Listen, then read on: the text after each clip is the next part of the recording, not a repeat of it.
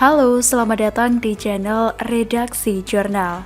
Andi Arief kok kayaknya suka main presiden-presidenan, diteles oleh Sardi di steward.com.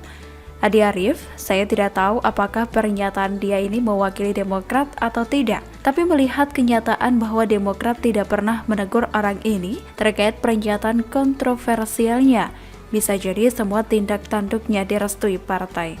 Andi Arief ingin pemerintah melakukan lockdown. Dia menganggap jika kebijakan lockdown merupakan langkah tepat untuk menekan laju kasus COVID-19 yang dinilainya kian masif belakangan ini. Cuma lockdown yang bisa menghentikan mata rantai penularan, kata Andi Arief. Demokrat makin lama makin mirip dengan PKS, artinya pernyataan mereka ini adalah benar jika kebalikannya. Mereka ingin lockdown, justru tidak ada lockdown yang tepat. Lockdown adalah langkah brutal yang menurut saya akan disesali kemudian. Belum lagi beberapa pihak yang sudah menunggu kesempatan besar seperti ini. Lockdown ibarat emas bertonton yang sedang diincar. Andi Arief pun membuat sebuah contoh pernyataan untuk Presiden Jokowi yang bisa dipakai saat memberlakukan kebijakan lockdown. Saya, Jokowi, Presiden Republik Indonesia memutuskan upaya besar dilakukan dengan lockdown nasional 4 minggu. Cuitnya. Pembangunan infrastruktur dan tidak mendesak ibu kota baru saya tunda. Adapun 100 juta rakyat terdampak diberikan BLT per minggu 500.000, saya nggak pelit sama rakyat, katanya lagi. Halu banget ya, maklumlah. Mungkin bermimpi ingin jadi presiden, tapi tidak kesampaian. Atau mungkin orang ini membantu atasannya meredakan mimpinya dengan menjadi presiden-presidenan. Coba pikir, lockdown nasional selama 4 minggu. Mungkin hanya orang yang sangat stres akut yang bisa memikirkan kebijakan seperti itu. Melihat track record lockdown yang dilakukan beberapa negara, maka bisa disimpulkan lockdown tidak pernah efektif. Penekanan laju penularan memang bisa berhasil, tapi itu hanya sementara. Begitu lockdown dilonggarkan, kasus naik lagi. Lihat saja negara lain, semua kena lagi gelombang baru. Ini seperti berlari di lintasan melingkar, tidak ada endingnya. Lockdown, longgarkan, lockdown, longgarkan. Begitu seterusnya sampai Pak mantan prihatin diajak ikut syuting film dengan durasi penampilan 0,00000001 detik. Cina saja sampai saat ini belum bisa bebas COVID-19 sepenuhnya. Negara Eropa saja sampai saat ini tetap kewalahan. USA juga mengalami lonjakan kasus baru. Singapura yang katanya ketat saja bisa kecolongan oleh seorang wanita yang katanya dari Vietnam bikin kluster karaoke plus-plus. Lockdown itu tak cocok untuk negara berkembang, apalagi yang rakyatnya banyak dengan multi karakter dan perilaku seperti di Indonesia. Makanya, yang usulkan lockdown itu kalau bukan orang stres akut, ya berarti orang yang punya niat terselubung. Andi Arief kalau ngomong tuh rada-rada lah, BLT 500.000 per minggu untuk 100 juta rakyat, totalnya 50 triliun rupiah. Lockdown 4 minggu berarti total 200 triliun rupiah hanya untuk lockdown doang. Duit dari mana bro? Kalau duitnya dari harta kekayaan keluarga Cikeas, ya boleh lah, itu pun entah cukup atau enggak. Atau semua kader Demokrat patungan keluarkan uang untuk bantu pemerintah ringankan biaya lockdown, silahkan. Itu bangunan Candi Hambalang kalau semua bangunannya ditimbang kiloan dan dijual ke tukang butut, paling dapat berapa lah? Tapi ya itu tidak mungkin, soalnya lebay sih. Mantan presiden muncul di film cuma sedetik doang pun bangganya menjijikan. Jokowi muncul di film Angle Has Fallen aja tidak seheboh itu. Apalagi tadi, saya sempat melihat lini masa cuitan dari Siregar yang menyindir Demokrat. Fotografernya nggak nahan, banyak banget. Mungkin tidak salah kalau kader partai ini hanya bisa bikin gaduh dan atasannya cuma bisa pencitraan basi. Lockdown 4 minggu, yang paling benar itu adalah kader-kader Demokrat itu yang harus di lockdown mulutnya biar tidak merepet terus seperti emak-emak naik darah karena tidak dapat uang belanja dari suami.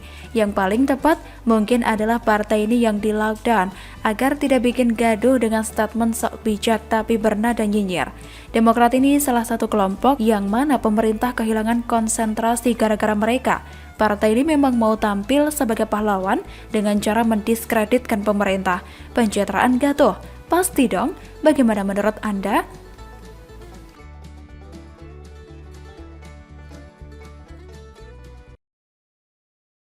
Halo, berjumpa kembali di channel Redaksi Jurnal. Abaikan nyinyiran partai mantan. Panglima TNI ikuti Jokowi turun ke lapangan. Ditulis oleh DH Alif di steward.com. Kondisi Demokrat ibarat pepatah gajah di pelupuk mata tak tampak, kuman di seberang lautan tampak. masih belum hilang dari ingatan kita. Banyaknya warisan korupsi dari kader Demokrat termasuk bangunan mangkrak sang mantan. Ditambah lagi kualitas penerusnya yang tak ada pengalaman di politik. Dengan semua catatan itu, anak buah partai tersebut masih saja terus mengulek kerja Jokowi. Mulai dengan menyebut belusukannya hanya syuting sinetron, hingga menuduh menterinya hanya bisa nonton sinetron. Mereka harusnya meraba ke diri sendiri sebelum melempar hujatan. Bukannya selama ini yang dituduhkan karena Jokowi dianggap tak bergerak. Ini setelah turun langsung masih saja dikatai. Harusnya AHY yang lebih muda bisa lebih lincah dengan mengajukan diri sebagai relawan. Itu pun kalau tidak pingsan duluan, karena setelah pensiun dari militer kerjaannya dalam ruangan terus. Ada lagi Mahfud MD yang diolok karena menonton sinetron. Padahal ada juga beberapa menteri yang malah plesiran. Lagian apa salahnya menonton TV sebagai hiburan? Dan juga tidak termasuk tontonan berbau pornografi atau kekerasan. Sebelumnya, seperti dilansir dari wartaekonomi.com, politisi Partai Demokrat Cipta Panca Laksana ikut melemparkan kritikan terkait sikap pemerintah Presiden Joko Widodo di tengah pandemi COVID-19. Anak buah Ketua Umum Demokrat Agus Harimurti Yudhoyono menyindir bahwa Presiden sibuk membuat sinetron, sementara menterinya sibuk menonton sinetron. Presidennya sibuk syuting sinetron, menterinya sibuk nonton sinetron. Situsnya dalam akun Twitternya seperti dilihat pada Sabtu 17 Juli 2021. Ia juga mengaku tidak heran jika pemerintah hancur karena pejabatnya suka menonton sinetron. Ya, gimana nggak hancur? Katanya membalas netizen. Sayangnya, ia tidak menjelaskan sindirannya soal presiden syuting sinetron ataupun menteri nonton sinetron. Namun, jika dilihat komentar netizen, sindiran tersebut diberikan kepada Presiden Jokowi yang belusukan membagikan bantuan kepada warga. Diketahui, Presiden Jokowi turun langsung membagikan obat-obatan dan sembako kepada warga di Sunter Agung, Tanjung Priok, Jakarta Utara pada Kamis malam 15 Juli 2021. Sementara itu sebelumnya, Menko Polhukam Mahfud MD mengungkap dirinya tengah gemar menonton sinetron Ikatan Cinta di tengah PPKM darurat. Bahkan, menurut pengakuannya, dirinya pun sempat memberikan kritik soal hukum pidana di dalam sinetron tersebut. PPKM memberi kesempatan kepada saya nonton serial sinetron Ikatan Cinta. Asik juga sih, meski agak muter-muter. Cuitnya dalam akun Twitternya @mohmahfudmd pada Kamis 15 Juli. Namun ia menilai jika penulis kurang pas dalam memahami hukum pidana. Kemudian, ia membeberkan jika jalan ceritanya langsung ditahan setelah mengaku dan meminta dihukum lantaran membunuh Roy. Padahal, pengakuan seseorang itu bukan sebuah bukti yang kuat. Kalau begitu nanti banyak orang yang berbuat jahat lalu menyuruh atau membayar orang untuk mengaku sehingga pelaku yang sebenarnya bebas. Jelasnya, sebenarnya pernyataan Mahfud MD ini merupakan bentuk edukasi di samping mengungkapkan kegemaran. Kalau orang cerdas akan melihatnya sebagai bentuk ilmu baru. Beda dengan mereka yang di dalam hatinya ada virus kebencian yang mematikan. Termasuk belusukan Jokowi yang tak pernah dilakukan di zaman SBY karena keberatan entah di bagian mana. Dan kini Panglima TNI langsung turun meniru langkah Jokowi seperti tertulis dalam akun Kepolisian Republik Indonesia. Panglima TNI Marsikal TNI Hadi Cahyanto SIP dan Kapolri Jenderal Polisi Dr. Andes Listio Sigit Prabowo MSI memimpin pemberangkatan pendistribusian bansos untuk masyarakat terdampak pandemi dan PPKM darurat di Kampus Sultan Agung Tirtayasa Serang, Banten pada Minggu 18 Juli, tulis @divhumas_polri. Sebagai kesimpulan, Indonesia kini sejatinya tidak hanya melawan pandemi saja. Ada virus lain yang juga tak kalah mematikan karena terus menghasut pada kebencian, ketidakpercayaan, dan pesimisme yang bisa menurunkan imun tubuh. Dan ini sukses ditularkan oleh Partai Mangkrak Warisan Mantan. Semoga Indonesia bisa terbebas dari dua varian virus mematikan tersebut.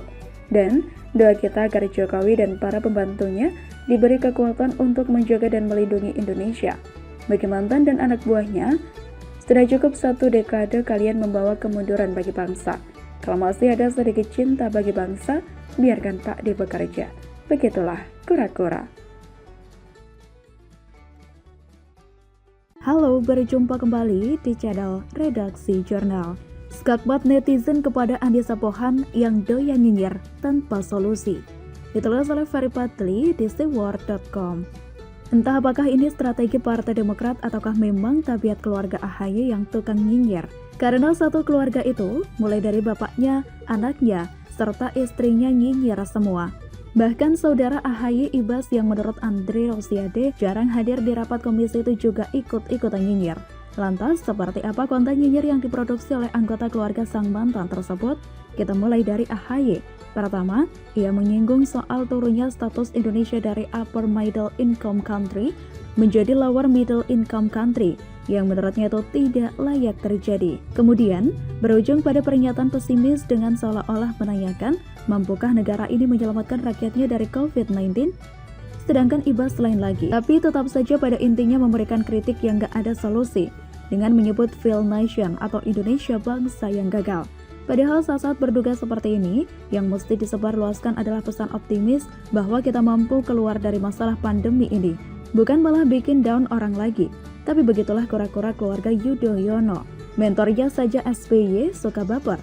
Tentu penyakit baper ini menular kepada anak-anaknya dan anggota keluarganya yang lain. Lantas bagaimana dengan putri AHY Almira? Seperti apa nyinyirannya kepada pemerintah? Bikin surat terbuka kepada presiden meminta agar diterapkan lockdown dalam rangka menangani pandemi COVID-19. Pertanyaannya, bagaimana mungkin anak SD sudah mengerti soal lockdown? Menurut hemat penulis sih, kalau teman-temannya yang lain sesama anak SD juga diberi tugas yang sama oleh guru, yakni bikin surat terbuka, pasti tidak akan ada yang membahas soal lockdown. Karena istilah lockdown itu tidak ada di kamus anak SD Ferguson.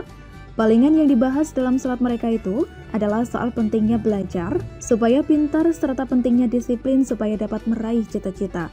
Jadi kesimpulannya, si Almira ini hanya alat politik saja. Siapa yang memperalat? Pembaca Word pasti sudah tahu. Dan lucunya lagi, ketika orang mengkritik balik soal permintaan lockdown yang tidak masuk akal dilakukan oleh anak SD itu, si ibunya malah naik pitam. Terakhir, si Anissa Pohan. Ia yang nyinyir soal vaksin berbayar, kemudian ia pula yang memaksa pemerintah untuk menjawab pertanyaan dari nyinyirannya tersebut. Padahal menurut Menko Perekonomian Airlangga Hartarto bahwa vaksin berbayar itu atas permintaan masyarakat sendiri, bukan ide dari pemerintah. Termasuk juga warga asing yang bekerja di Indonesia dan mau pulang ke negaranya harus wajib vaksin. Untuk itu mereka diberikan saja vaksin yang berbayar ini. Sedangkan WNI tetap dibebaskan memilih mau gratis atau berbayar. Lagian pula, sebagian warga Indonesia kan bermental kaya, gak mau yang gratisan. Sehingga kalau mereka mau bayar, jangan juga dipaksa untuk ambil yang gratis. Pada intinya gratis dan berbayar itu hanya pilihan saja bagi warga negara plus 62. Tidak pelak, si Anissa ini pun langsung mendapat skakmat bertubi-tubi dari netizen. Mungkin ada benarnya juga peringatan, sebaiknya anak tidak dibesarkan dari uang hasil korupsi. Kayak gini kok pengen jadi ibu negara, suka menghina rakyat sendiri. Cuit pemilik akun Twitter @lin_aprilia. Memang betul sih, bapaknya Aulia Pohan kan koruptor. Sebelumnya pada tahun 1999 lalu, besan SBY itu diangkat menjadi Deputi Gubernur Bank Indonesia. Pada 2009 ia dihukum 4 tahun 6 bulan karena perkara korupsi. Dan pada tahun 2010 ia diperiksa oleh Pansus Bank Senturi. Jadi daripada sok-sokan jadi Social Justice Warrior atau SJW, mending Anissa menasihati saja dulu bapaknya supaya jangan korupsi lagi. Dan caranya pun cukup gampang, perlihatkan saja video iklan Partai Demokrat yang katakan tidak pada korupsi itu. Selanjutnya, ada juga pernyataan pedas dari netizen pemilik akun Twitter @jagubnyinyir2. Anissa Bahar yang peduli COVID, Anissa Pohan sibuk nyinyirin COVID-19. Kok jadi ada Anissa Bahar yang dibahas? Karena ia melakukan tindakan nyata, si penyanyi dangdut yang terkenal dengan goyang patah-patah itu melelang rumahnya seharga 4 miliar rupiah demi untuk membantu meringankan beban pasien COVID-19. Padahal suami Anissa itu mau jadi presiden loh, entah kenapa kelakuannya jadi kayak gitu. Karena jelas, ulah nyonya AHY tersebut secara tidak langsung telah menggali kuburan untuk karir politik suaminya dan Partai Demokrat sendiri. Nyinyirannya yang tanpa solusi itu telah membuat orang khususnya pendukung Jokowi benci atau antipati kepada AHY. Padahal suara pendukung Jokowi itu terbanyak se-Indonesia, yakni lebih dari 85 juta. Kenapa Anissa gak berusaha menarik simpati mereka saja, daripada tampil seperti aktivis LSM tersebut? Namun, lagi-lagi ini pertanda kalau Partai Demokrat memang akan menjadi partai gurem pada waktunya.